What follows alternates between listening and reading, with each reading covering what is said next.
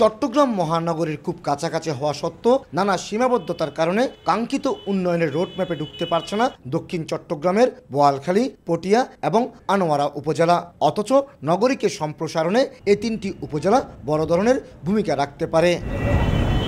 কিন্তু শুধুমাত্র সুপেয় পানির অভাবে এখানে গড়ে উঠছে না মানসম্মত কোনো আবাসিক অবকাঠামো।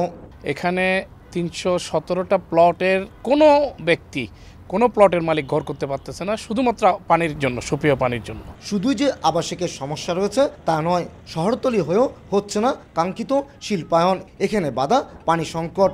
মাত্র ৭ থেকে ৮টি শিল্প কারখানা রয়েছে এই এলাকায়। টেক্সটাইল মিল আছে, এগুলো কিন্তু সুপ্রিয় পানির অভাবে অনেক ক্ষতিগ্রস্ত হচ্ছে, বা যে ইন্ডাস্ট্রি করার যে একটা পরিকল্পনা আছে কিন্তু অনেকে এটা কিন্তু বাধাগ্রস্ত হচ্ছে শুধু পানীয় কারণে। এই অবস্থায় পানির সংকট নিরসনের পরিকল্পনা নিয়েছে চট্টগ্রাম ওয়াসা।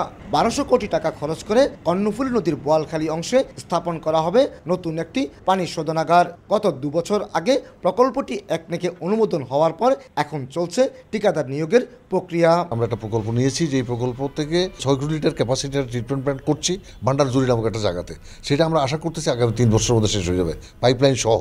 তবে দীর্ঘমেয়াদী যাচাই বাছাই কিংবা পরিকল্পিতভাবে পানি উত্তোলনের ব্যবস্থা না হলে ভবিষ্যতে এই প্রকল্প ভেস্তে যেতে পারে বলে শঙ্কা এ নদী গবেষকের। কর্ণফুলীর উপর যেসব প্রজেক্টগুলো নেওয়া হচ্ছে সবগুলি কিন্তু সমানভাবে প্রভাব পড়বে, এবং সেই প্রভাবের ক্ষেত্রে কর্ণফুলীকে পরিচ্ছন্ন রাখা, কর্ণফুলীকে দূষণমুক্ত রাখা একটা দায় হয়ে পড়বে। সাঙ্গুকেও এক্ষেত্রে ব্যবহার করা উচিত, কেননা সাঙ্গুর উপরে এই প্রভাবগুলো কম আছে।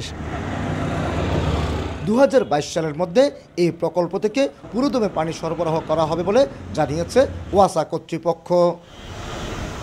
কমল দে, সময় সংবাদ, চট্টগ্রাম।